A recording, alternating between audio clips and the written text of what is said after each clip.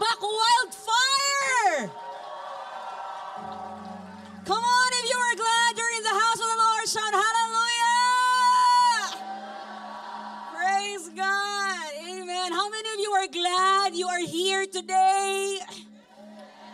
Sabihin mo sa katabi mo, buti na lang ikaw ang katabi ko. Sige nga, sabihin mo sa katabi mo, alam mo ba, 1 taon na kong nanalangin para ikaw ang makatabi ko ngayon. Yan! Sabi ng iba, mali yung natabihan ko. Amen. We may take our seats. Praise God. How many of you are blessed with that message from Pastor Jordan? Amen. Amen. It's a great opportunity to be here this morning. I am Pastor Jez. I am the youth pastor of Jesus Revival Church in Nueva Ecija. And I am so glad to be here. I came with some of my friends, my sisters, pero masaya kami na nandito kami ngayong umaga. Wow! I've been wanting to visit your church for the longest time. And sa tingin ko, perfect yung opportunity na to that I am here today. Amen? Amen. How many of you are ready for more word from the Lord? Say amen. Amen. Mag-pray man tayo. God, we thank you for your presence in this place. Jesus, we came here because we love you. Jesus, we came here because we believe in you. And we believe that you have a word for every person who came here with an open heart. God, I pray that you breathe life this morning to every young people in this place. We bless you. We honor you, God. And we are excited for your work this morning. In Jesus' name we pray. Lahat ng maganda gwapo, sumigaw ng. Depende sa kagandahan, depende sa kagwapuhan, sumigaw na. Amen. Palakpakan natin si Lord. Thank you. Amen. Thank you sa worship team natin. Palakpakan natin yung worship team natin. Praise God. Amen. I'd like to just tell you a little about myself. Okay lang ba? So, I have some photos here to just let you know what God is doing in our ministry in Nueva Ecija. Anyone familiar with Nueva Ecija? Oh, you are. Okay. Actually, my parents are both Kapampangans. So, alino ko po magtaka kung malago ko, something like that. Okay. Biyasa ko po magkapampangan, uling ala akong accent. So, sinusubukan ko alisin yung H, idagdag yung H kapag maaari. Anyway, my parents are from Pampanga, but I was born in Baguio City. We planted a church there many years ago, pero the Lord has placed us in Nueva Ecija in 1996, and even up to today, we minister in there, and we also have a school sa San Jose Nueva Ecija. I'd like to show you some pictures. Okay lang ba, guys? Okay, the first picture, I think, that's my family. Yan. So, shooting namin para sa maalaala mo, kaya episode yan. Hindi, birula. So, my parents are the senior pastors also of our church in Nueva Ecija. And they are also my spiritual parents and my leaders as well. My apat kayo magkakapatid, I'm the second eldest. Doesn't look like so, but I am. Okay, meron akong 3 pamangkin na and isang kapatid. Next picture. Okay, I lead 2 cell groups with 12 boys and 12 girls. So, sila yan. Okay, and okay, so this was taken just last year kasi we were able to purchase a lot. And this was from the groundbreaking of our church. And after 7 months, meron pa ba next picture dyan? That was from the groundbreaking pa rin. After 7 months, the church was built and the next picture shows just it. Yeah. So I'd love you to visit our place one time. Si Pastor Ru, you should go there one time. Okay, so in just 7 months, no, the church was built. Kita-kita yung faith of the people. Next picture, that's the inside of the church. And then the next picture, sometimes we overflow. Amen. How many of you believe God is the God of the overflow? Amen. Amen. Next picture shows, that's my sister. She's here with me, si Vange. Pwede ka man tumayo, Vange? Yeah. Okay, she leads worship and I preach. I minister sa young people. So we're partners in the ministry. And that's our youth services. We have youth services every Sunday afternoon. And yan, sa youth service yan. And then, we gathered our young people because I know you would agree that sometimes we have more people in the cells than those who were coming to church, right? So we try to gather them at least once every few months, and that was the last gathering that we had. Di kami kasi sa church, so sa labas na kami ng church. And then, okay, altar call, next picture. Those are some of our leaders in some more advanced training classes sa School of Leaders, and wala na yata. Okay, that's the end of it. Amen. Amen. How many of you are glad na nandito tayo ngayong umaga? And how many of you are just believing that God has an amazing work and word for you this morning? Say amen. I'd like to share a little bit about how God called me. Okay, because siguro nagtataka yung iba, sabi nila, bakit nagpastor yan? Di ba dapat sa Star Cinema siya? Biro lang. Biro lang. No? But I was born a pastor's kid. Any pastor's kids here? Nasaan yung mga PK? Palakpakan natin yung mga PK. Uy, good to see you. Palakpakan natin yung mga PKs. Dati yung mga PKs daw, pasaway kids. Pero ngayon, pambihirang kids na sila. Tama ba? So I was born a pastor's kid, but I really didn't enjoy the life of a pastor. I felt that the church was taking away my parents from me. Lahat ng binyag, kasalibing, may patay, may sakit, nandun sila. I didn't enjoy. I would just go to church because I know I am supposed to as a pastor's kid. But I am so glad. At the age of 12, I had a personal encounter with God. I realized hindi pala dahil anak ng pastor o lumaki sa church, automatically you know and you have encountered God, right? And I was 12 years old when I had my first encounter with God, and it was just powerful. And from then on, I really sought the Word of God. I became a lover of the presence of God, a lover of the Word of God. And a few years later, papagraduate ako ng 4th year high school. Any high school students in here? Pwede ba sumigaw yung mga high school? Woo! Oh, high school students. I was in 4th year high school. Wala pa senior high nun eh. I was in 4th year high school that I actually got to receive the call of God for my life. My plan then was, sabi ko ako, so 4th year high school, lahat ng mga classmates ko, I was studying in Montessori at that time. Yung mga classmates ko, mga anak ng mga politicians, businessmen in the city, and all of, parang the norm in there would be that when you go to college, you would study in Manila or in Baguio, basta kahit saan, basta wag sa province mo. Ganun din ba dito? Okay, but kaya may AUF, may Holy Angel, may special mention yung university niyo. but okay, but in our place, that's the norm. That we would really go outside, no, para to experience what other places have to offer. And so I also decided, kasi imagine I am a pastor's kid, grew up in a glass house, that church, and then I studied in a school that we owned. So every move, naka-report agad sa parents ko. So I wanted a little bit of freedom, and I wanted to experience a little bit of the world. So I have made up my mind, okay, pag 4th year high school ako, pag nag-college ako, mag-aaral ako sa malayo. Yan. Okay, parang mga Iraq, ganun na. Pero lang. So anyway, so I wanted to be a doctor. So I did take a pre-med course. Nag-exam ako sa SLU in Baguio because we used to live there, and then in UST because both of my parents are graduates of UST. So that's where they met actually. And so I was contemplating about it. I was praying about it. I was so excited. I had my plans talaga intact na. All my ducks were in a row already. So my plan was this. Okay, so 4th year high school, pag-graduate, mag-aaral akong college, 4 years pre-med, and then after, so pag 4 years na yun, I will experience the world and taste what the world has to offer, experience the life na hindi ka naman pastor's kid, that you do not own the school, that nobody really knows you, you can do whatever you want. Independent, di pa nga ako marunong magsaing nun.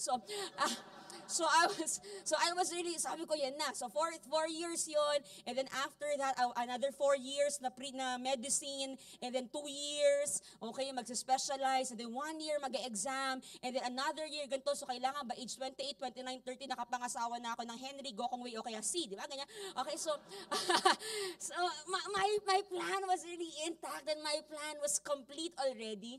At I had it in my mind. I had a vision of what I wanted my life to become. I had a vision of what I can experience outside of the church. When I was in 4th year high school, I was 15 years old then. Last year lang to, 16 lang ako ngayon eh. So, I was 15 years old. When God called me, I was really praying. Kasi Christian na ako noon. I was Christian na, pero gusto magpaka-worldly, di ba? Okay. So, may expiration. Hanggang 4th year ka lang Christian, parang ganyan. Okay, so I was praying, Lord, sabi ko, these are my plans. I'm so excited sa lahat ng gagawin mo. And God would just speak to me na, no, this is not my plan. Hindi ako pinatulog ni Lord. January, February, March. Okay, I would not sleep. I would just pray, every night. And the Lord would tell me na there's something wrong with my plans. And so I asked my parents, sabi ko, Ma, one time we were driving, sabi ko, Ma, Dad, what do you have to say about my plans? So I laid down my plans sa kanila. Oh, that's good. Wow. We're finally going to have the first doctor in the family. We're going to be so proud of you. You're going to make us so proud. And I was telling them all of my plans. So sabi ko, but what can you say about it? Kasi sabi ko parang si Lord hindi siya masyado approve. So what can you say about it? Sabi ko, ano masabi niyo? Ang sabi ng mami ko sa akin, anak, ikaw. Yun yung pinaka-helpful na advice na na-receive ko. And so, sabi ko, hindi yung gusto ko lang. Alam ko, God is also speaking to you and you are people who can also hear from God. So we prayed about it. To cut the story short, the end. No, but to cut the story short, God is really irresistible. I said yes to God and I turned back sa aking mga personal dreams, mga personal desires ko, and I said yes to God. At that time, it was such a struggle because the Lord was calling me to minister to the youth of our church. That was the call.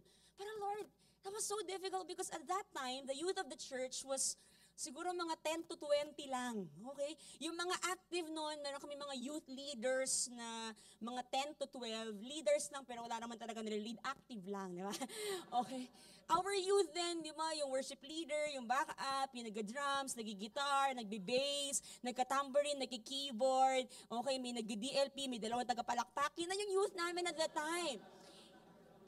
And I was telling God, Lord, sabi ko, hindi ba ako lugi nito?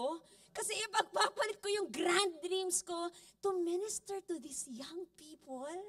Diba? Tapos sabi ko, miss ko lahat ng mga dreams ko na gusto ko mangyari, gusto ko ma-experience to minister to these people.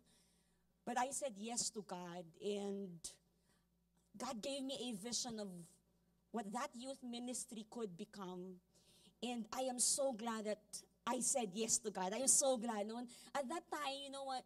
When I said yes to God, we would gather once a month. Okay, tapos pag nag-gather kami once a month, yung upuan, pinapabilog lang namin. Kasi kapag ganyan, parang parang naglokohan lang kami. Kasi, di ba, dalawa lang, okay, isang row lang kami. So, kailangan nakapaikot. Tapos once a month lang, kasi pag every week, nakaka-discourage. So, once a month lang, para hindi mo nakikita agad-agad. Hindi ba? So, okay. So, sabi ko, Lord, parang I was doing it, and sabi ko, Lord, medyo lugi yata ako. Parang abunado ako sa dream na to. But I believe, and how many of you would agree, that His ways are always higher, His thoughts are always higher than our ways and than our thoughts. Amen? Currently, I minister to more than 1,000 young people in our network. From the few young people that I started to disciple when I was 15, it had grown to what you saw kanina in the pictures. And I can only say na, buti na lang sumunod ako. Tama ba? I am so glad I obeyed. And today I'd like to share a word with you, okay, about, in line with what I shared and what God has been doing in my life. I'd like to share a word with you that God has been putting in my heart in the past few months also, and that I can really feel with all my heart that this is something that God wants to bring in this church and in this youth ministry. How many of you are ready to receive the word today? Say amen. I'd like to share about faithfulness, about how we are to be faithful in every season and with every place that God has placed at this. In Proverbs chapter 20 verse 6, I love this verse. Sabi dito in Proverbs 20 verse 6, if you can join me read, it says here, many claim to have unfailing love, but a faithful person who can find. Tingnan mo nga yung katabi mo, mukha ba siyang faithful? Many claim to have unfailing love, but a faithful person who can find. How many of you would agree that faithful men, they are hard to find today? Tama ba? And yet, it is faithful people that we are really looking for and praying for, right? How many married people are in here? Married people. Oh, married people. Palakpakan natin yung mga married people. Full support. Right? For the married people, siguro especially sa mga women na married people, siguro may mga nangligaw pa sa inyo na mas pogi kesa sa napangasawa nyo. Meron ba? Ewan ko kay Ate Zeng. Ano ba ko yun? Sino sa inyo yung mga nanay ninyo, you know, medyo alam ninyo na actually, nung nangliligaw yung tatay nyo, may kasabay na nangliligaw si tatay. Meron ba? Na mas pogi sa kanya. Meron ba? Meron? Pero hindi niya sagot. Kasi yung mommy ko, do not tell her na I spilled it. Pero yung mommy ko, because we are from Pampanga, ang alam ko kasabay na nanliligaw ng tatay ko si Matt Ranillo. Di ba? Kala nyo, kilala nyo? Oo, sabi nila. Okay, artista yun nung kapanahunan nila. And it was really good looking. Kasabay ng ligo ng tatay ko. Pero sinagot yung tatay ko, I mean, my daddy looks okay. Do not tell him. Okay, but pero bakit kaya ang sinagot ng nanay mo yung tatay mo kahit may mas gwapo sa kanya? Because probably na-feel ang nanay mo, si tatay mo, siya yung mas sincere, siya yung mas faithful, siya yung mas loyal. Tama ba? Many claim to have unfailing love, but a faithful person who can find. People who are trustworthy, people who are dependable, people that are consistent, people that are faithful. There is very little commitment in our generation today. In fact, this is a generation that does not want to commit at anything. Tama ba? Even when we do sales, when we do life groups, you know, it's a strategy that we do is that when we start a life group, we tell people, okay, can we meet for the next 5 weeks? Because we discover that when we say that 5 weeks, parang natatanggal yung takot nila na, forever ba to? Takot sila mag-commit. This is a generation that is afraid of commitment. And the word faithfulness, the concept of faithfulness, is a concept that we do not much see at this time. This is a generation of disposables. Tama ba? It's all about my old cellphone, my old laptop, di ba? My old house, my old job, di ba? Ayan, kaibigan ko yan dati. Ayan, minahal ko yan dati. Di ba? Mga ganyan lang. Okay? So parang lahat ex na.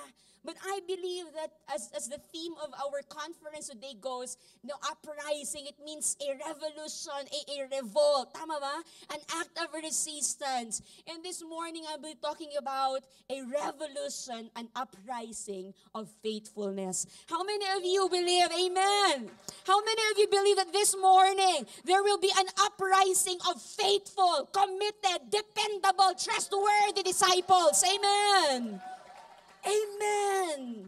There are about 5 or 6 parables in the Bible that Jesus said, that Jesus mentioned about faithfulness. You know what? I believe that sometimes ang ating Panginoon, He can overlook our ignorance. He can overlook our lack of skills. He can overlook all of these things. But He cannot overlook our lack of faithfulness. Right? In 1 Kings chapter 19, you know the story. How many of you are familiar with Elijah? You know the story, you like Elijah? Oh, you have an Elijah here. Okay, in 1 Kings chapter 19, you know the story. So Elijah, he just had victory over the prophets of Baal. And then he's running away from Queen Jezebel. He's having a pity party in a cave. And now when he was in that cave, God shows up. And I like that even in the darkest places, even in the cave, our God shows up. Amen? And that still small voice turns up, and then the Lord tells him in 1 Kings chapter 19, verse 15 to 19, the Lord tells him, sabi niya, you need to choose the one who will be your successor.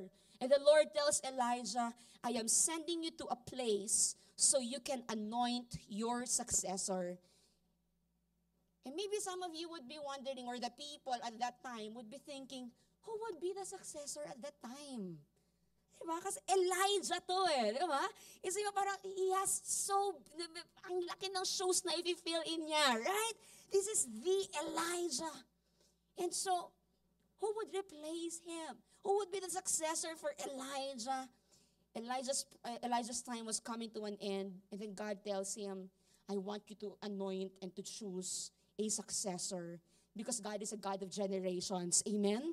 And He works through generations. And I believe that's the reason why this church has been so alive, so vibrant over the past years. Because this church is a believer that God is a God of generations. Amen?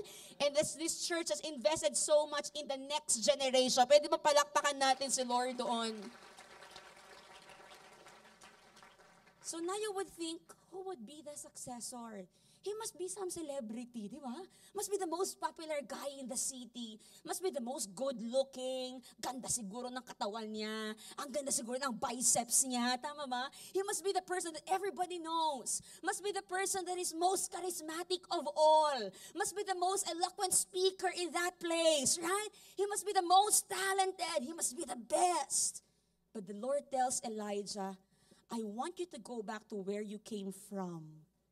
And where did he come from? He came from the wilderness. Galing siya sa ilang.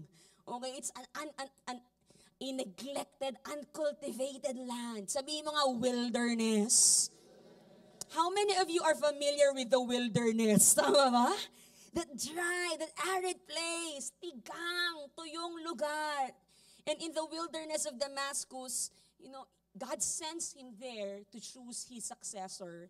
And you know what I have realized and I have learned by reading the Bible, my experiences and other people's experiences as well, na minsan when God is already ready to anoint you, or that when God is ready to catapult you to your destiny, or that when God is ready to, promote you, when He is ready to bring you up, to make an uprising in your life, what the Lord does is first, He makes you go into that place, that dry and arid place of wilderness. Tama ba? He usually brings you in a situation, in a position. It's a place na, grabe, there's no prominence in there. He brings you into a place that has no greatness, that it's not so glamorous. It turns out to be a place of so many uncertainties, so many obscurities. It is a place that is insignificant, a place that is unrecognized. And it tends to be that wilderness, the dry and arid place. And you must be familiar with that. Tama ba? That place where you think na, Lord, in the ministry, I have lost my momentum. Hello. That dry and arid place where you feel that nothing is happening. You keep on serving, you keep on working, but nothing is ever happening. That place that you're following Jesus, and then you realize, ang dami ko namang sinusurrender masyado. Hello. That place that you keep on giving, you keep on sowing, you keep on tithing, and yet you are having all of these financial troubles. Hello. In that place where you realize no one is recognizing your gifts. No one is recognizing your works. No one is seeing what you are doing. And that is that place where you ask yourself, why am I being faithful? Bakit nga ba hanggang ngayon faithful pa din ako? Bakit nga ba nagpapatuloy? Pwede ba tanongin mo yung katabi mo, bakit nga ba nagpapatuloy ka? That wilderness, it could be that place na you have been single for so many years and God still has not showed up. Hello! Na parang, Lord, where are you? Hindi mo na ako nakikita. Why am I being faithful? Lord, yung manifesto ko, natapos ko to 10 years ago na. Nasaan na? Hindi ba? That wilderness experience. And you see, I can remember that as I read the Word of God, it's interesting that when God has sent Elijah in the wilderness to find Elisha, I have realized, di ba, si Moses, when the burning bush came to him, where was he? He was in the wilderness. Si David, okay, the psalmist David, the King David, when the prophet came to anoint him, where was he? He was up in the desert. He was tending his father's sheep, right? You see, these people, they were in their place. They were found in their place and they stayed in their place. They embraced the season where God has placed them. Tama ba? And that was not a prominent place. That was not a glamorous place. That is a place where you think no one notices all you do. Na para bang, Lord, ikaw ba nakikita mo rin ba ito? But how many of you believe this is God? Hello? If we think people do not notice, this is God. Hello? When God called me in the ministry, I had big dreams. But when He called me, sabi niya, I would have to stay in Nueva Ecija. My family is from Pampanga. I was born in Baguio City. We lived there for quite a few years, had a business there too. And then He sent us to Nueva Ecija in 1996. Even up to today, dun na talaga kami. But sabi ko, Lord, You're bringing me in this place, Nueva Ecija. Can big dreams be fulfilled in here? Lord, total, tinawag mo na lang ako. Susunod naman ako. Pero pag New York, Amsterdam, mga ganyan. Bakit Nueva Ecija? Tutugon naman ako. I mean, Lord, if I am here, would you even see me? If I am here, would anyone even notice? Hello? I am not certain of where God would place me 10, 20, 30 years from now. But I believe, that I am simply being faithful in whatever God has placed me, whatever season and whatever place. Amen?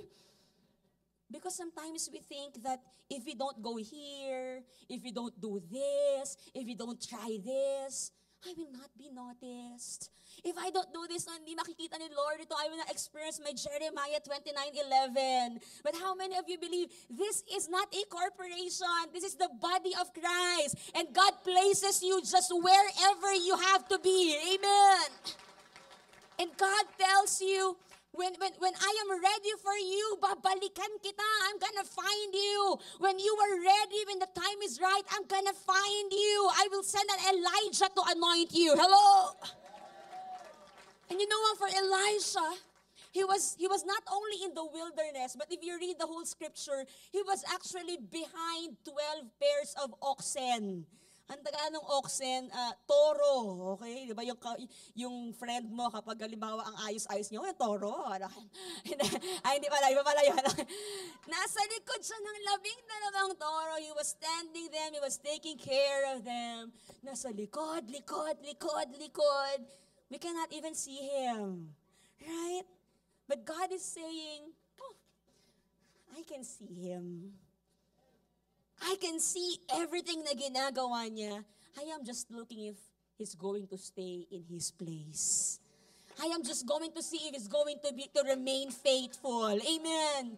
Kung mananatili ka kung saan kita inilugar. And you know what? God tells you this morning, I came here because God wants you to know. No, sabi ng Panginoon, when you think nobody knows, when you feel that you are behind the 12 pairs of oxen, that nobody notices, that you're doing nothing significant at all. Sinasabi ng Panginoon, when you're the least of these, when you're in the most dry and arid condition, God is just saying, I'm just going to see if you will remain faithful. I'm just going to see if you are going to be loyal, committed. I'm just going to see if you will keep that covenant. Hello. If you will keep on giving, if you will keep on sowing, if you will keep on making disciples, if you would keep on sharing the gospel, if you would keep on making yourself pure, if you would take care of your disciples, if you would keep on embracing the vision, if you would keep on serving, on loving, on obeying, God wants to know, are you going to stay in your place? Are you going to remain faithful in each season. And the first thing I'd like to tell about faithfulness, actually that was the first point I have been sharing about, is that faithfulness is not seasonal. Amen. It's not seasonal in the sense ng seasonal word na it's not for just a certain period of time. Amen. It does not last only for a certain season. But faithfulness is also about being faithful in each season until the end. Amen? Sabihin mo nga sa katabi mo, until the end. Isagot mo sa kanya, every season. He was behind the oxen, the 12 pairs of oxen. And this is so interesting kasi dito na uusbong yung story. And that's where Elijah finds Elisha. And we all love the next scene, di ba? This is so popular. In 1 Kings chapter 19, verse 19, it says here, so Elijah departed from there, and he found Elisha, the son of Shaphat, while he was plowing with 12 pairs of oxen before him, and he with the 12. And Elijah, this is so, we love this scene, right? And Elijah passed over to him and threw his mantle on him. How many of you believe that when the time is right, when you are ready, when God is ready for you, that mantle is also going to be upon your shoulders? Amen. Elijah threw his coat on him. But here's the thing. Imagine if he was not in his place. Hello. Kasi the Bible, hindi naman sinabi ng Bible kay Elijah na, Elijah, hanapin mo si Elisha. Halughugin mo buong sanlibutan, buong angheles. Hanapin mo siya kung nasaan man siya. No. Ang sabi ng Panginoon kay Elijah, Elijah, you go to the wilderness, you will find Elisha there, anoint him. You see, destiny has a place. Right? Imagine if before Elijah came to anoint him, before Elijah came to pass on the mantle on him, imagine paano kung sabi na Elijah, I am so sick of this. 12 pairs of oxen. I have been serving faithfully. My vision naman ako. Anointed din naman ako. Hello? Pero wala naman pumapansin sa akin. I don't like being behind these 12 oxen anymore. Hello? I'm going to that shade of tree. Paano kung sabi niya, halimbawa, ang tagal-tagal ko ng single. Sayang naman to, ang cute pa naman niya, patulan ko na kaya. Baka makawala pa, ang tagal ka nang sumusunod kay Lord. But imagine if Elisha, he decided last minute, I am so tired of this. I have to rest now. I have to go under that shade of tree now. You know what? It's amusing that some of us, we are retiring. We are vacating our place. We are abandoning our place. And then God shows up when He's ready and when we are ready. No, God shows up. He's ready to anoint us. Pagdating ng Panginoon, sabi ng Panginoon, where are you? This is your God-appointed time. Why are you not in your place? Hello? Buti na lang ngayong umaga, wala ka sa mall, wala ka sa school, nasa uprising conference ka. Amen! Because you see, God does not come after us wherever we want to go. Hello? It's not that God will bless you wherever you want to go, but it's that God will bless you wherever He sends you to go, wherever He places you to go. Amen? Are you gonna stay in place? In every season, matatagpuan ka ba sa dapat na kalulugaran mo? Hello? In every season, until the end, will you be found faithful? You know what? I was 9 years old when I had my first ministry. Sino sa inyo mga batang church? Meron ba mga batang church? Tinan mo nga yung katabi mo. O mukha siyang batang nasa church. Because I grew up in church. I was 9 years old when I had my first ministry. And I was part of the tambourine ministry. Anyone mo? Oh, alam ko yan, yung mga ganun-ganun, tapos may itsa-itsang mga ganyan. Kaya natin yan. I was part of the dance ministry, tambourine ministry, 9 years old. And I was just serving God. That's the only way I knew how to serve God then. So I was dancing, and every after meeting, it's funny kasi we did not have cell groups then or life groups then. But every before or after our rehearsals with the worship team, you know what I would do? I would call my fellow mga dancers, some of them older than me. Okay, yung iba younger, yung iba, pero magkakaiba yung edad. I would call them and I would just tell them, well, let's pray. This is what God says in my devotion. This is what I have read in the Bible. And I would share them. No, I would share to them every week. Hindi ko alam discipleship pala tawag doon. Hindi ko alam ginagawa ko na. Hindi ko alam sharing the word of God pala ang tawag doon. And I was just faithful because I know that is where God has called me at that time. And then there came a time in church, umasenso naman yung church. So nakabili ng DLP yung church. Yeah, may laptop, okay. So, and nobody was really interested in serving. So, being the pastor's kid, alam niyo naman yung mga traditional church noon, yung family ng pastor, talagang sila lang yung Levites. So, buti na lang ngayon, ang daming Levites sa His Life Church. Tama ba? So, at that time, sabi ko, sige, ako na lang magla-laptop. So, I would make PowerPoints. Grabe, pati mga picture ko, ginagawa akong background sa worship. Okay, seriously, I did that. So, they were blessed. And noon, so ako nag-ayos ng laptop, and then nagka-time pa, nasira yung laptop namin. So, nasira yung projector, and we resorted back to yung overhead projector. Familiar ba kayo doon? So, every Sunday morning at 6 a.m., I would leave the house. I was so young, I was just in high school then. I would leave the house, I would go to a Xerox, parang Xerox station, photocopy station. Nag-iisa lang kasi in the city at that time. Ipapa-Xerox mo yung from sa paper, magiging transparency siya. You millennials, you don't know about what I'm talking about, right? So, just search it, overhead projector. Okay. So, I would go to church so early. I would leave our house so early so I could do that. For a few months, habang ginagawa yung laptop, yung DLP, I would faithfully serve sa pamamagitan ng bagay na yun. And no one was noticing. And no one was appreciating. No one was giving recognition. But I was just happy because I believe that at that time, I was not so good at it, but at that time, it is where God has placed me, and it is where God was testing my faithfulness. Amen? Tapos nakabili yung church. Madami pa to guys, kala nyo ba?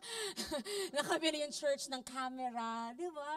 Okay. May Digicam na noon, yung mga Sony Cybershot, no? Nagkaroon ng ganyan yung church. And I made a Friendster page for the church. I would upload photos, I would take pictures. So yun na, ako na rin. Ako na rin yung nagpipicture, ako na yung nagvi-video. Okay? And then, the Lord has blessed our church even more. We bought a new sound system. Grabe, high-tech na yung mga mixers namin. So, there were volunteers who would work on the mixers, but in other events, they were not faithful or kaya busy siguro sila. And you know how the body suffers kapag may hindi dependable. Tama ba? And so another part of the body would have to take over. And I even volunteered to do that. Ang alam ko lang, bass, treble, mid. No one was doing it. And I saw the need. Hello. So I did it, di ba? So ako nag-operate naman. So hindi ko alam, basta alam ko lang treble, tsaka bass, tsaka mids was doing. And then, a few years later, we had a problem with our worship leader. Matagal naman na ito, but we have our worship leader left the church. So, mahabang kwento. And text ko sa inyo. Okay, so just kidding.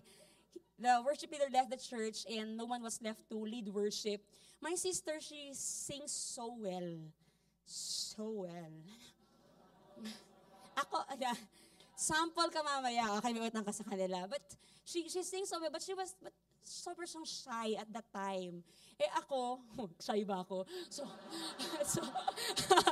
at that time, sabi walang worship leader. Sabi nila, sino mag-lead sa Sunday? Si Jess. Okay, niya. Talaga, nagkagulo sila. Ako daw. Okay, so sabi, I do not sing so well. My mom is a soprano singer. My dad din, musician din siya. He plays guitar and yung mga sisters ko, singers silang lahat. Ako, sabi ng tatay ko pag pinapakilala ko, yung ate ni Jess, maganda yan. Ano yan? Okay. Yung kapatid, si Vance, yung younger sister ni Jess, ang galing kumanta niyan. Pag pinakilala ko sa ibang tao, ito po si Jess, mabait to, sabi lang. So, na-offend akong konti, pero tinanggap ko na rin. just to just to share the context that I am not really a good singer, but wala talaga. And no one would want to lead worship in the church. And so sabi ko sa Vanch, kumanta tayo. Tayo mag-lead ng worship. So nag-back up siya sa akin. Kapal. Siya yung nag-back up sa akin. And we were worshiping the Lord, di ba? So parang, heal my heart and make it heal. Diba, tapos, open up my eyes. Ako naman, to the things unseen. Tapos ako naman, come on, show me! Diba ganyan? Okay. Hosanna, diba ganyan? Hosanna, Hosanna in the high. Come on, church, shout Hosanna! Diba ganyan? So, parang barker lang ako. And the people were amazed. Ang galing mag-lead ni Jess, di ba? Wow! But I was really just shouting the whole time. It's crazy. But you know what? In all of these years, no, throughout these years, God really placed a vision in my heart. God has called me for the ministry. And at that time, parang, it doesn't make sense, Lord. You made me quit my dreams. You made me give up my dreams. So I can do what? Picture, video, base, midi. Ano, sigaw-sigaw sa church? I left my dreams for this. And sometimes I would ask the Lord, parang, ang nakaka-tempt to ask the Lord, God, I thought we had a deal. I thought you wanted to use me for my generation. How come parang the greatest exposure I can get is, di ba, parang makasigaw lang sa stage talaga. That's the most I would get. Pero I was just faithful wherever God has placed me. And you know what? I will never forget, I just turned 18 at that time. Naku, patay, sabi ko, 16 lang ako. So, after I turned 18, my father, he talked to me. And then sabi niya, Jess, meron tayong youth fellowship next week. I want you to share the word. And at that time, sabi ko, Lord, I was already content doing whatever you called me to do. Preaching and sharing the word was not even, parang naburo na sa isip ko na God has called me to do this, to minister to the young people. Basta ako, I was just in the shadows serving. I was just, di ba, behind the scenes serving the church and loving the house of God. When I was 18, when I had my first love. No, I was 18. I was 18 when I was given my first opportunity to hold the microphone and to stand on a platform to preach the word. I have been doing it for a long time. Pero in cell groups, tambourine ministry, I was doing it in ways that no one really has noticed. But I saw at that time, Lord, all of these things, all these years, lahat ng ginawa ko, wala kang hindi nakita, wala kang pinalagpas. Amen? You have to understand the power of embracing your season. You have to understand the power of being faithful in every season until the end. And in these stories, these testimonies, I remember King David. You all like King David, tama ba? He was faithful even in the season that he was under the shadows. Imagine yung mga kuya niya, they were training for battle. Pero siya pinagdadala ng pagkain, kinukuha ng lunchbox, pinapakain yung mga flock ng tata niya. He was serving under the shadows. And I can relate that there are some of you are teaching sa kids church, nasa tech team ka, or you are leading a life group na wala naman talaga nakakakita masyado. You clean the pulpit, you go to your prayer works, and but David was serving under the shadows, and no one was noticing him. I remember we had magkapatid silang young people, and we did a play. It's a harvest event that we had. Yung magkapatid na to, yung mga college students sila pareho, grabe, they were serving and they had no major role. Di sila actors dun sa scene. Ang role lang nila, okay, ginagabi sila palagi. Kasi rehearsals every night. So yung parents nila nagtataka, bakit gabi-gabi, sobrang gabihin yung parents niya, Christians naman. So naunawaan, bakit gabi-gabi mag-practice, ganun-ganun. Iniisip nila, naku siguro, ang galing ng umarte ng mga anak namin. Okay?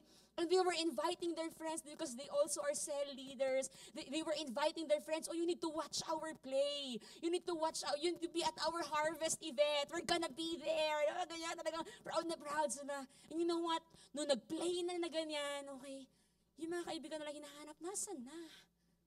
Nasaan na? Hindi, tapos na ba yung eksena niya? Kasi ang dami eksena na, tapos na ba? Nung natapos nun, sabi nila, nasan ka? Hindi ka namin nakita. Hindi mo nakita. Nung nag-lights off, kinuha ko yung bangko, kinuha ko yung table, hindi mo ko nakita. Magkapatid sila, and they were just serving under the shadows. And I checked on Twitter, and I saw that young man tweet, sabi niya lang that, sabi niya, wala namin nakakita sa amin, but I'm gonna serve 100% with all my heart. Wow! And I want to encourage you, cell leaders, youth leaders, or maybe you just can feel, hindi ka pa cell leader, pero doon ka na rin papunta, hayaan mo. Tama ba? Like King David, like Elisha, we need to be faithfully serving God, even in seasons that we are under the shadow, or in seasons that you are under the spotlight. Hello? Whether it's your season of serving and you are holding the king's scepter, or whether you are holding a shepherd's staff, whether it's a season where you are wearing a shepherd's tunic, or you are wearing a royal robe, whether it's a season that you are sitting under the tree, or a season that you are sitting on the throne, you need to serve faithfully. Serve wholeheartedly, amen, in every season until the end. Amen. The Christian life is about enduring until the end. It's about serving until the end in every season. Amen. Faithfulness, you don't do it for just a certain number of years. Tama ba? Faithfulness, it means you do this for the rest of your life. Tama ba? If for example, a man who is married to a woman, kung sabihin niya, honey, we've been married for the past 20 years. And I have been faithful to you. Impressive, di ba? 20 years. But what if the man says, but this year, I'm deciding I'm not going to be faithful anymore. Faithful pa rin ba siya? 20 years na faithful. Hello. But the thing is, if you were faithful to God for 20 years, if you were faithful to God for 5 years, for 10 years, and then you decide to stop being faithful, you stop being faithful. Hello. Sabi na iba, are you telling me if I have served God all these years, and then I stop, I'm not faithful anymore, you're not faithful anymore. Tama ba? You must serve God until the end. Revelation 2 says, no, you must serve God even to the point of death. Hello? You will faithfully serve the Lord. Amen. This morning, would you declare, I am faithful? Yung mas may power, I am faithful. Not only for a season, but in each season, ito lakasan mo, until the end. Palakpakan natin si Lord. Wow! Awesome. Faithfulness, it is not seasonal. It is being faithful in every season until the end. And then what happens to Elisha? He didn't leave his place. He already got the mantle. Grabe, parang talaga nag-unfold mo yung destiny before his eyes. But you know what? If you read the scriptures, another 10 more years until he got the double portion of anointing. He already got the mantle. He already got the vision. He already got a word. Pero 10 years pa. The second thing about faithfulness that I have learned and I'd like to share with you today is that faithfulness, it is not actually primarily about success. How many of you yung katabi mo na nakikita mo talagang may ano yan eh, meron siyang marks of a successful person, yan. Grabe, pag hindi ka pinansin, nakaka-offend naman. Bigyan ko ng second chance. Sino dito, you can see na yung katabi mo, he has the potential to be a success. Amen. We all want to be a success, right? We all want to succeed in life. That is why we excel. That is why we pray. That is why we sow. That is why we work hard, because we want to be a success. But for Elisha, he had 10 more years after receiving that mantle from Elijah. And then we read in chapter 2 of 2 Kings that Elijah, he had to go from Gilgal to Jericho to Jordan. Grabe, can we read that part of the scripture? In 2 Kings chapter 2, it says there, no, na si Elijah, he was actually trying to get rid of Elisha. When the Lord was about to take Elijah up to the heaven in a whirlwind, Elijah and Elisha were traveling from Gilgal. And in verse 2, it says, and Elijah said to Elisha, stay here. Dito ka na lang, because the Lord told me to go to Bethel. But Elisha replied, basahin natin sabay-sabay, ready, go. As surely as the Lord lives, and as you yourself live, I will never leave you. So they went down together to Bethel. And in verse 3, it says, the group of prophets from Bethel came to Elisha, asked him, did you know that the Lord is going to take your master away from you today?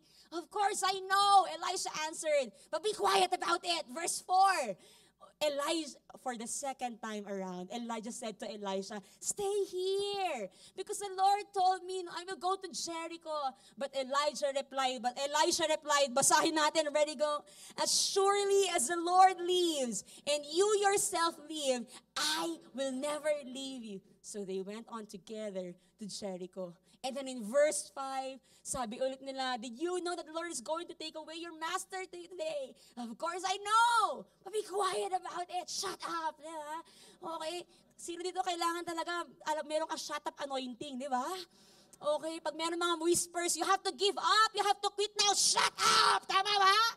So anyway, in verse 6, sino dito gusto ng shut up anointing? Amen. Di ba? Sagutin mo na. Sayang naman. Ang gwapo niya. Shut up. Tama. So, okay. And in verse 6, and Elijah said to Elisha, stay here. Iba na ito, napagod na no? For the Lord has told me to go to the Jordan River. But again, for the third time, Elisha replied, basahin natin, as surely as the Lord lives, and you yourself live, I will never leave you. So they went on together. And then in verse 7, and then in verse 8, Elijah folded his cloak together. He struck the water with it. The river divided, and the two of them, Elijah and Elisha, went across on dry ground. I love this in verse 9 and verse 10. And when they came to the other side, nandun si Adele, and when they came to the other side, Elijah said to Elisha, ang ganda nito. Tell me what I can do for you. Bakit ba hindi mo ako iniiwan? Bakit ba ang faithful mo? O sige na nga, anong gusto mo? Sino sa inyo ngayong umaga gusto mo tanungin ka na ni Lord ng ganyan? And this is what Elisha replied. Sabi niya, life group leader, give me a double portion of your anointing. Wow! Let me become your successor. And in verse 10, you have asked for a difficult thing. Say, what? Ganito na ako ka-anointed, dodoble ka pa? Illegal na yan, brother. And Elijah replied, if you see me when I am taken from you, then you will get your request.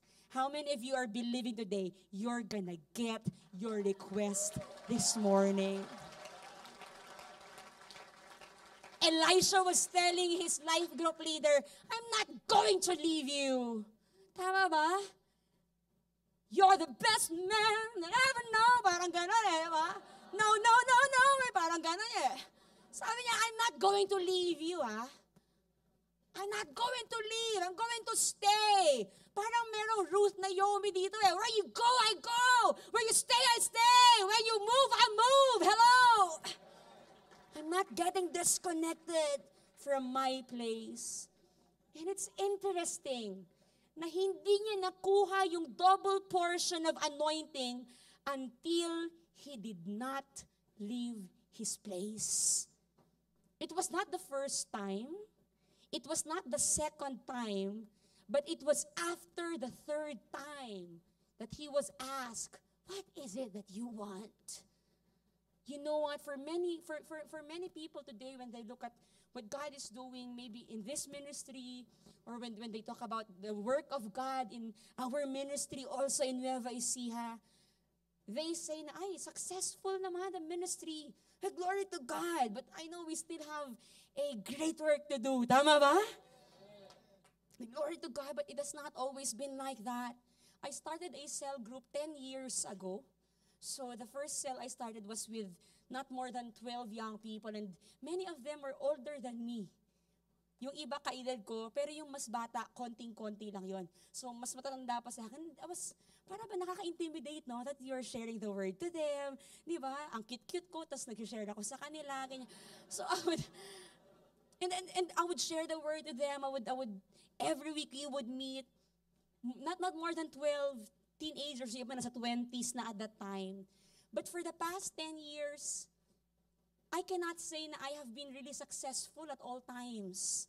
There were times that I really would want to quit discipling my life group. Parang, Lord, bakit ikaw? Minsan ka lang nagpalit ng di ba si Judas lang? Pwede bang every year magpapalit? Parang, it's so hard, I'm stuck with my disciples. Di ba? It is not easy, right? And even in the ministry, they say, oh, you have a growing ministry. Wow, you have a growing youth ministry. Oh God, you are being a model to many campus ministries also. But you know what? It has not always been like that. For the past many years, we would do trial and error. Every year, dati kasi diba June yung pasukan, every year, every June, we would have the biggest harvest of the year. The biggest campus harvest of the year. Do you do that? I think you do that too here, right? And sometimes effective, we would really plan about it. Grabe mga bandang parang January, February, I would already call my disciples and our leaders. Okay, so this school year, we're gonna see the greatest harvest ever. Yay! So 2008, 2009, 2010, we're gonna try again. Let's do it. Yay! 2011, God is going to reach out to our generation. We're gonna win our campuses. Yeah! 2012, we're gonna do it. Yeah! 2013, sabi ko na nga ba, mag-meeting na naman tayo kasi malapit na mag-campus. Diba? Parang tamad na sila kasi alam nila, January, February, March, papalapit na yung June. Mag-harvest na naman ito. The other events would be successful, the other harvests, you would call that a success, but really trial and error. But every year, you would keep on believing and believing. We would keep on trying and trying. Hello? But I believe that faithfulness, yun nga ang ganda that it's not primarily about success. Right? That being faithful, no, it's not about really showing spectacular results in all that you do. How many of you would agree that hindi naman lahat pare-pareho yung abilities, right? Not everybody can possess boundless energy. Not everybody can be a leader of 1,000, right? Not everybody is blessed equally with intellect and with emotional strength. But we all have the ability to be faithful. We have different abilities, we have different strengths, but being faithful is what everybody can become. Not everybody can preach in an auditorium of 20,000 people, but everybody can be faithful. Not everyone can win 10,000 students, but everyone can be faithful. Amen? That is why Mother Teresa, she once said that God has called me not to be successful. He has called me to be faithful. I want to encourage you, as we do our life groups, we reach out to our friends, we reach out to our classmates, we do the work of the ministry. I hope that success will not be the driving force for the mission, but faithfulness will be what drives us to do it. Amen? That does not mean we would not care about success. That does not mean we would not evaluate what we do to see if there is something that we can improve, if there's a better way of doing it. Tama ba? That's part of faithfulness, right? But we keep on serving. Whether we succeed or not, whether we achieve goals or not, whether you get the increase or not, whether you hit the target or not, we keep serving faithfully. Amen. Amen. How many people has God called to do something na hindi naman talaga sila nagtagumpay? Tama ba? Si Jeremiah, you all know Jeremiah, di ba? Sobrang popular no Jeremiah 29:11. Kahit mga hindi pa believers, pre-believers, they know that verse already. But Jeremiah, when he was young, the Lord told him, Jeremiah, sabi niya, you must go wherever I send you, and you must say whatever I tell you. God called him to do great things and to preach the gospel. But in Jeremiah, sabi ng Panginoon, preach the gospel, serve, lead. Tama ba? But in Jeremiah chapter 7, verse 27, sabi ng Panginoon, uy, siya nga pala Jeremiah, sabihin mo sa kanila lahat ng pinapasabi ko sa'yo, but do not expect them to listen. Ipagsigawan mo yung mga warnings mo, but do not expect them to respond. Sabi siguro ni Jeremiah, Lord, nakasyabu ka ba? Ipapadala mo ako sa delikadong mission. Sasabihin mo, I preach, I shout your warnings, and then now you'd give me the warning, they would not listen to me? Ezekiel, how many of you like Ezekiel? In Ezekiel chapter 2, verse 1-7, the Lord called Ezekiel and he told him, stand up, son of man, for I am sending you to the nation of Israel. Sabi niya, because they are stubborn, they are hard-hearted people, but I am sending you to say to them, this is what the Lord, the sovereign Lord says. And then this is what God tells him. And whether they listen or refuse to listen, you must give them my messages whether they listen or not.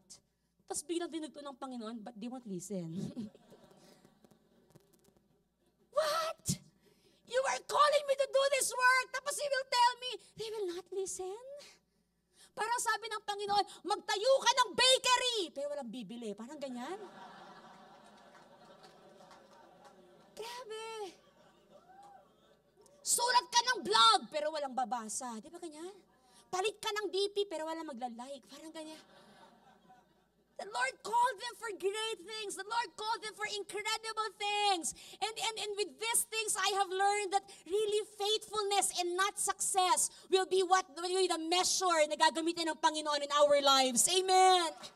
Not your success, not your skills, not your fame, not the breadth of your influence, not the number of your disciples, not the size of your ministry. It is your faithfulness. Amen. Wow. Not everybody can preach sa open stadium ng His Life City Church. Although yung iba talagang dream nila yun. But the thing is, everybody can be faithful. And not because the works of our hands do not seem successful, ibig sabihin, hindi na talaga sila successful. Because sometimes, ang concern ng Panginoon, it's not really our success, but He just want to look at our faithfulness. Amen? For some of you, maybe you are a life group leader, and talagang lumuluhod ka na kay Lord, Lord, bakit yung life group ko hanggang ngayon 3 pa rin? Father, and Holy Spirit na nag-a-attend. Minsan pati sila nagtatampo na rin. Hindi na rin dumarating. Hindi ako successful life group leader. Ayoko na, Lord. God is looking, di naman sa success mo. But God is looking, are you going to remain faithful? Are you going to stay in your place? Amen. In light of that, I just remembered 1 Corinthians chapter 3, verse 6. You all know the scripture where it says that Apollos, sabi niya, di ba? Sabi ni Apostle Paul, I planted, Apollos watered, but God gives the increase.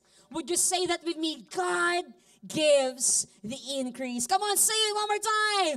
God. The thing is, none of us can guarantee results. Right? Because only the Holy Spirit can change people.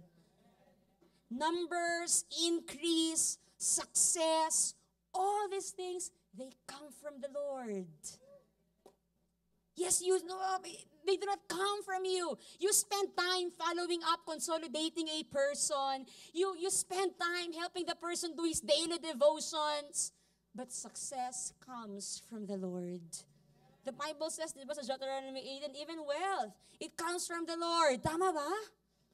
Our success, whatever our endeavors are, whatever our pursuits are, the success of that, they do not come from our hands. They do not come from our skills or our abilities. They come from the hands of God because increase comes from God. Amen? Only God can make it happen. How many of you, meron kayong malaking dream para sa San Fernando, sa Angeles? Meron ba kayong malaking dream na ganyan? But only God gives the increase. Amen. If your 10,000 young people comes from God, will we take credit for that? If your victory comes from Him, if your success comes from Him, will we be able to touch the credit for that? Hello? Oh, I pray that I will not be able to touch the glory that is due to our God alone. Amen. And I want to encourage you with this. If increase comes from Him, if wealth comes from Him, if success comes from Him, ibig sabihin, ang ating Panginoon, He cannot and He will not evaluate us by the size of our ministry, our wealth, or our success. Kasi galing sa Kanya eh. He would not evaluate us with these things because all of these things, they are from the hands of God. Amen. I pray that we would just be able to say, Lord, I'm just faithful to what you have called me to do. Amen? I don't want to quench that spirit in you, diba? Yung conqueror in you, the fighter in you. But do not evaluate yourself with how much you do and with the results na nakikita mo sa ginagawa mo. We should spur one another, encourage one another. But really, when God looks from the heaven, He just can see how faithful we are. Maybe other people din nakikita yung ginagawa mo, but He knows, nagising ka ng midnight na yon, pinanalangin mo yung disciple mo. He knows, ginastos mo yung baon mo, dapat tinipid mo para may pang-register ka sa uprising. He knows, yung allowance mo, tinipid mo para manlibre ka ng disciple papuntang church. Hello? He can see that. In fact, that is what He sees. Looking back at the past, about 10 years of pastoring the youth ministry, I can see that we failed and we sucked at many areas and at many things. We missed so many goals. We had so many missed shots. We missed so many targets in the youth ministry. We have our share of victories as well. Glory to God. Amen. But not everything nangyari as planned. Not everything nangyari as envisioned. But I am glad that I, and along with a handful of young men and women, that we have kept on doing what we were called to do until today. Harvests, discipleship, life groups, sending people, equipping people, training people to do the work of the harvest. We would do it every season. We would do it no whatever season God has placed as we would just do whatever is the task for that season. Some would always be starting a new cell group. Meron bang ganyan sa inyo dito? O, kumusta na yung life group mo? Ito, bago na naman kasi wala, nagtago na talaga yung iba. O, kumusta life group mo? Kumusta na sila ganito? Wala na yun. Ito, bago na naman to. Diba? Okay, parang bago na ng bago yung life group ng iba. Yung iba will just always, follow up with the same people. Yung iba, win ng people. Yung iba, talaga, just hold on to that dream, to that vision. But I want to encourage you, like Elijah, you may not get it at first. You may not get it the second time. You may not get it the third time. But what happens? Every time you do it, every time you try to be faithful, it builds momentum and it builds your character. Amen? You see, some of us, nandyan tayo the first time. Nandyan ka the second time. Nandyan ka the third time. But for some of us, we do not get asked, like Elisha, of what is it that we really want. Because we're never around the third time, the fourth time, the fifth time. Because probably some have been misplaced, some have been displaced because of disappointment, of offense, of hurt, or yung iba napagod na lang talaga, yung iba na in love sa maling pagkakataon talaga. And when God is ready to say, ask me what you want, we are not in our place. We have vacated our place. But bottom line is, may we be able to say, Lord, I am not a success sa lahat ng pinupursue ko, but I am faithful to whatever you have called me to do. And that is what God is looking for. Amen? Faithfulness. The third thing I'd like to share about faithfulness, tatlo lang to guys, don't worry.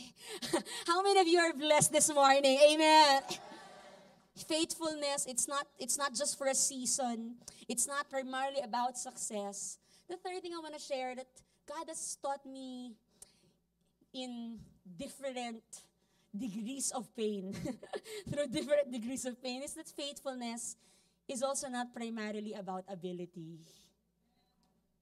I'd like to show you two sides of the coin, two sides of faithfulness and ability. The first is, there are those people na, grabe, talagang confident. May kilala ba kayong katabi mo, confident talaga yan, okay? Kaya works at freelance model sa Facebook, yan. No, there are confident people who know what they're able of, tama? They know what they're capable of, tama ba? But these people, may ibang ganito, alam nila yung capability nila, alam nila yung abilities nila, but some, sadly, are not capable of being faithful. Sometimes we go to church and we like, wow, nice church. I like your screen in here. I like the big watch. I like the array of your sounds. Ang ganda ng lights. Ang daming maganda dito. Ang daming gwapo dito. Tama ba? I like this church. You know what? I can play the drums. You know what? I can lead worship. You know what? I can preach. You know what? I can be a teacher. I can be a preacher. I can lead worship. Sabi siguro iba, really? Awesome! Bro, pakuha naman yung walis, palinis naman yung CR dito. What? Hindi niya pinapansin yung galing ko? Are you kidding me? Paghahawakin mo ko ng walis? Do you not know I am the next Rudy Retore of the kingdom of God? Hello! If you don't recognize my gift, I'm gonna go to a different church. Baka doon papansinin nila yung gift ko. Hello! May mga ganong gifted, talented, pero hindi faithful. And there are those na talagang ang hashtag goals is to change their profile picture on Facebook na may hawak na mic. 1, 2, 3. Di ba ganyan? Tama ba? Talagang, yun yung goals. Di ba? Parang yung dream ko talaga na ang merong ganyan. Na merong crowd sa likod ko tapos anointed ka. Di ba? Parang rockstar ka. To have followers, to be able to preach on stage. Yun yung goal eh. But here's the thing. Sabihin mo sa atin mo, para sa ito. Young leaders, really with all my heart, I'd like to tell this to you. Young leaders, our goal and our duty is not to occupy the platform and to get the microphone. Our duty and our goal is to be able to hear from God and to be able to have something to say from God. Amen. So seek Him earnestly. Sow your time faithfully in His presence. Let God build your character. Serve selflessly under the shadows or under the spotlight. Hello? Do not worry about the platform. Do not worry about the pulpit. Do not worry about the microphone. Bakit? When you have a message, when you already have a message from God to say, the microphone, the platform, the pulpit, they will all find its way to you. God will find a way to use you for His glory. Amen. And God will command an Elijah to anoint you. Amen. Wow. That is not our goal. Amen ba? The man with the 5 talents in the Bible, when he was found faithful, di ba, from 5, he produced another 5. He was promoted, he was honored, and he was entrusted with greater things, right? Sabi ng master, come share with my happiness. I'm going to entrust you with bigger things. I'm going to put you in charge of many things. I heard one pastor say, sabi niya, I never clamored for more. I am just careful to obey everything that God has told me to do. And I pray that we would be able to say that with the same conviction that, Lord, I really did not clamor for more. I was just faithful. Ano man yung tinawag mo na ipagawa mo sa akin. Amen? I want to encourage you, God will not use your talents. God will not use your abilities. Amen. And God has taught me that too. Yes, I am not going to ignore your abilities and your talents. But the thing is, if I succeed early, it might destroy me. Tama ba? If my character is not able to sustain it, it will destroy me. Tama ba? I'm not gonna plan it like, if I go to this, if I post this, if I build my image like this. I have seen so much of that in the body of Christ. That's not how the kingdom of God works. Amen? He looks at faithfulness. And then there are those who do not really believe in their ability, and therefore they do not like to be entrusted with anything at all. Buti na lang si Elisha, hindi siya ganun, no? Tama ba? Para bang, nung sinabi siguro na, you will be my successor. Siguro yung iba matakot sila na susundan ko si Elijah. The Elijah. Di ko kaya yun. Ipaubayan na natin sa kanila yun. Tama ba? Di ko kaya. Siguro yung mga prophets, hanapin nyo, halughugin nyo sila na lang. Tama ba? And Jeremiah had the same experience. When the Lord called him, sabi ng Panginoon, I knew you before I formed you in your mother's womb. I set you apart, and I appointed you as a prophet to the nations. But then you know what his response was, right? Lord, I'm too young. Lord, mukha lang akong pero cute lang talaga ako. Lord, I'm not that good. I cannot even preach. Lord, nahiya ako i-share sa mga classmates ko yung gospel mo, jahe. Baka sabi nila, alayba-layb ako.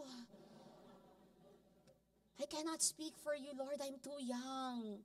But the Lord replied, do not say I'm too young, for you must go wherever I send you and say whatever I tell you. Do not be afraid of the people, for I will be with you and I will protect you.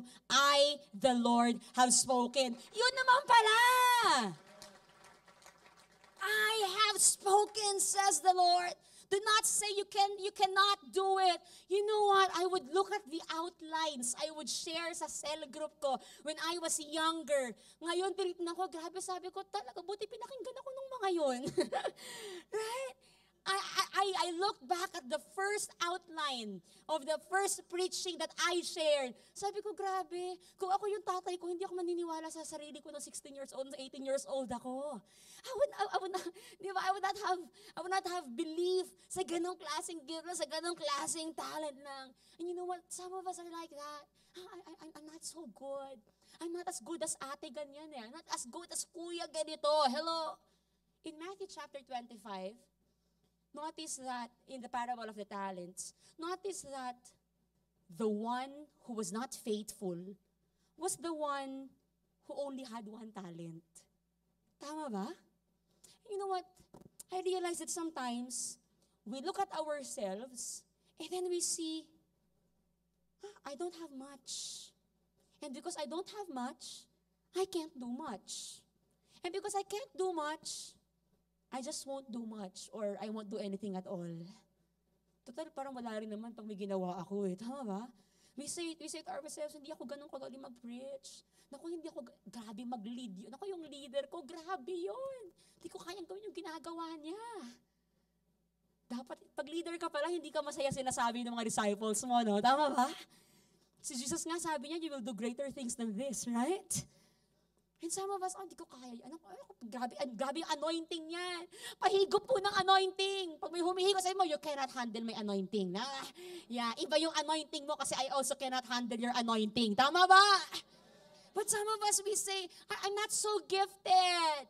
After all, what I would do, it would not really matter. And so we decide to bury the only talent that we have. Since we cannot do much, I will just do nothing at all. For some, parang, if I cannot do something spectacularly, I would rather not do it. If I cannot perform something overwhelmingly, spectacularly, di ko na lang gagawin. If I would not have a network na katulad ni Kuya ganito, if I would not have a cell group, life group na katulad, hindi na lang siguro. If I cannot preach the guy, hindi na lang siguro. If I can't do it spectacularly, ay wag na lang. But how many of you believe that God is looking for those na magsasabi, Lord, even if I cannot do as much as the rest can do, but you have given me with these resources, I'm gonna use all of these resources with the best that I can. Tama ba? Whatever it is that you have called me to do. The thing is, even if you can't do something very well, you can still do it. You still should do it. Amen. As long as you will do it faithfully and with the ability that God has given you.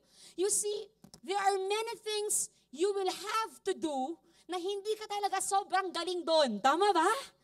I was sharing about all the ministries di ba, God has placed me before. You may not be good at repairing car tires. Meron ba dito nag-drive pero hindi marunong magpalit ng gulong kagaya ko? But not because you cannot repair tires. Ibig sabihin, pag nasira yung gulong mo, bili na naman ako ng bago, hindi ka naman kaya yan. Ayoko na, hindi ako mag-drive kasi hindi naman ako nagpapalit ng gulong. Forever na lang siyang flat. Not because hindi ka magaling magtahi. Pag naalis yung botones ng t-shirt mo, hayaan mo na, hindi naman ako marunong magtahi. Tama ba? There are some things that we will have to do not out of expertise, but out of faithfulness. Right?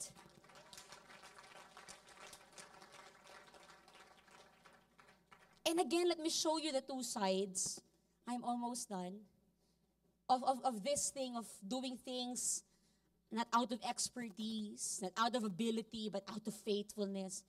The first is, I've been sharing magmula pa kanina, that you do not have to wait for the big things that God calls you to do. May iba kasi, Lord, send me! Lord, send me! Lord, call me! Tapos may dalawang tao that the Lord will bring in your life. May isang tao that God would have you share the gospel to them. Lord, hindi. Gusto ko yung mag-preach ako sa next uprising conference. Do not wait for the big things that God calls you to do. Amen? Because the fact is, even if you have a big talent, God will always use you for something bigger than yourself.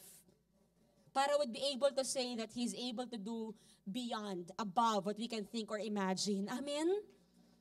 And the other side is a faithful woman in relation to ability and faithfulness. A faithful person he is not someone who does not look at his resources. Ito yung talent ko, ito yung skill ko. Ito yung ability ko. Parang, wow, I can do it. So gagawin niya. That is not a faithful person. A faithful person is someone who does whatever God tells him to do, regardless of whether he has enough or not for that task. There's a difference. I hope you get this. But there's a difference between this. May pinapagawa si Lord sa'yo. Do this. Go to your campus. Share the gospel to your friends. Invite people to the church. Bring people to the church. Introduce Jesus to people. And then you think, uy, magaling ako magsalita. Uy, may pera ako, so mahahatid ko sila sa church. Uy, influential ako, so I can do it. Oh, kaya. Lord, sige, go. I don't think that is really faithfulness. I think faithfulness is something like this. God calls you, do this. I am sending you to do this, Lord. Not out of my ability, but because you said so. So yes, Lord, I will go. As I end, I'd like to share a testimony that I think you can relate to in this church. Because the church where I come from, the Lord has incredibly blessed our ministry. Glory to God. He really gives increase. He has blessed with resources. And our young people, they are no longer aware of our humble beginnings. When you were just having youth gatherings, we were using an old karaoke, di ba? Tapos yung mga lights namin talagang inaakyat pa ng mga tao, papatayin nila, bubusan nila. Many of our young people, they came to the church air-conditioned na, well-provided na. No, when we have gatherings, talagang amazing. The resources are there, gifts, talents of people are there. And a few months ago, God impressed in my heart that it was about time that we would expand the ministry. And God called us to expand to other campuses in the city. One of the expansions God has given us is that yung public national high school in the city, yung principal na Iglesia ni Cristo pa, so they really would not allow any Christian movement in there. But for the first time in the history of that school, of that campus, grabe, we were allowed to do life groups. We were given permission. We were the first campus ministry that was allowed, and I think they even got plus points from DepEd because meron silang additional na campus ministry. Anyway, so God has called us to do it, and then expand it to another campus, And you know what? When we were planning it, talagang we were saying, kaya natin. Ito, may magaling tayong preacher, may magaling tayong ganito. Naku, may provided tayo ng ganito, may resources tayo, may finances tayo, may support tayo. And when we were just meeting for it, we were just all sold out that we can do it. We have everything to make it. We have what it takes to succeed at all these things that we were planning. And we did it. We expanded. We ministered. We expanded our campus ministry reach. And you know what? Just a few months ago, God gave me a really humbling word and a really humbling experience. On the first few weeks of our campus extensions, if you would ask me, kumusta Ate Jess yung mga yon? I would say, okay. The results were not overwhelming. We did good, we did okay, we did fine, but it was not as envisioned. It was not as planned. Parang if you would see, ito yung resources natin, ito yung gifts, talents natin, ito yung skills natin, no? Tapos yung results mo nandito lang. You know what? God just humbled me at that time. And God reminded me, Jess, you do not do things because you were able. You do not do things because you have the resources for it. You do not do things because you have the finances for it. You do not do things because you have the gifts and the abilities for it. If you do things, if you say yes, if you step out, it's not because you think, kaya. But if you do things, it's because you would just tell God, Lord, you called me to do this. You want me to do this. I am faithful to you and I believe in you. Irregardless of whether I have much or not much, because I am faithful, I'm gonna do it. I'm gonna do it. I pray that in this place, God would find faithful people. Kahit di na talented, kahit di na gifted, but faithful people. You see, there are two sides of abilities. Those who are really afraid, I cannot do it. And those who do that, kayang-kaya lang. I pray we won't be either. But we would be like David, like Elisha, who would do these things, who would embrace every season, embrace every task, embrace everything that God calls them to do. Like Jeremiah, like Ezekiel. Not because you think, magkasucceed to, kaya. Magkatagumpay ako, kaya. Influential na kami, so kaya. May pangalan na kami sa campus, so kaya, no? God is looking for people who would do things, who would respond to Him. Not out of pride, not out of confidence in what they have and what they know, but out of pure faithfulness to Him. And I believe that in this place, the Bible says in 2 Chronicles 16 that He's going to and fro the earth and He is looking for people whose hearts are fully committed to Him, that He may strengthen them. Amen? And I believe that this morning, God is here. Do you believe in that? That God is here and He is looking for people. He is looking for purely faithful people. I pray that when He moves in this place, that He would find you, that He would select you, that you will be found in your place.